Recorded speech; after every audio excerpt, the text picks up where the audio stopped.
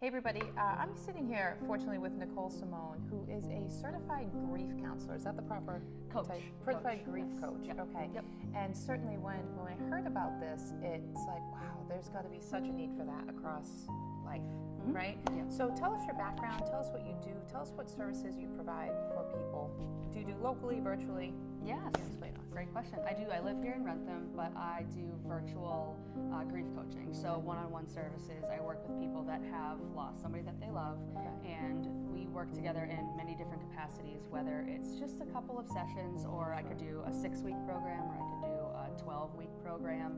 And yeah, we just work on getting you not feeling so overwhelmed and stuck in that grief, and finding that path forward. But I always meet the person where they are. You know, it's their journey. I'm not here to fix the grief. I'm not here to stop it. I actually want to dive into it and to really help them feel those emotions. And then we're gonna get to a place that feels a lot lighter, more hopeful, and you can, live that beautiful life that we all deserve to live. So that's all virtual. And I actually got into this work because I do have a personal experience with it. So I have lived experience that I also do like to bring to the table. My dad passed away 12 years ago, so I bring that with me. It's kind of the heart of what I do. And then I got the certification to just kind of, bring the programming into it and walk alongside with them as a guide. I'm a guide and a coach. Sure.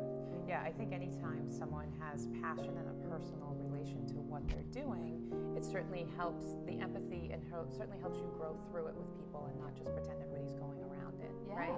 Yeah. Is there I don't want to overgeneralize, is there an ideal person? Is it parental loss? Is it any loss? Is it definitely death? Are there other things you're seeing that someone may benefit from in watching this? Yeah, I mean, my personal experience has been working with people with parent loss, yes, but no, it doesn't just have to be that. It could be a sibling, it could be a grandparent, it could be a friend, it could be a child. Loss is loss. And no, in the grief community, it's not just death. I have not personally worked in other capacities, but grief is the ending of anything. It could be a job, it could be a relationship, a divorce, a move, just any sudden shift in your life that changes your trajectory. But I do primarily work with, of course, with death. Yeah. Yes. Okay. So I understand too, so someone could meet you in person or virtually? So it's virtually. I just do this out of my home. So they can come to my home. I've not done that yet, but I'm not throwing it. Well, now we're putting on camera. I do have an office. I do have an office in the back of my living room. So no, I could absolutely see, now that I am in Rentham, so I can have people over, but I do it also virtually. Whatever works for them. I understand you do writing workshops as well? I do, yes.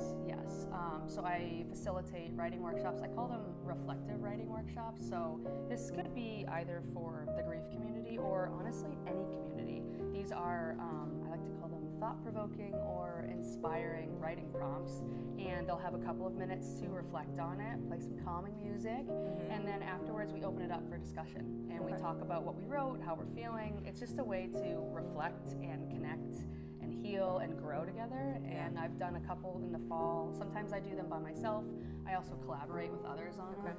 I've done some virtually and in person, and they're really great. I'm very I strongly love those a lot. Yeah.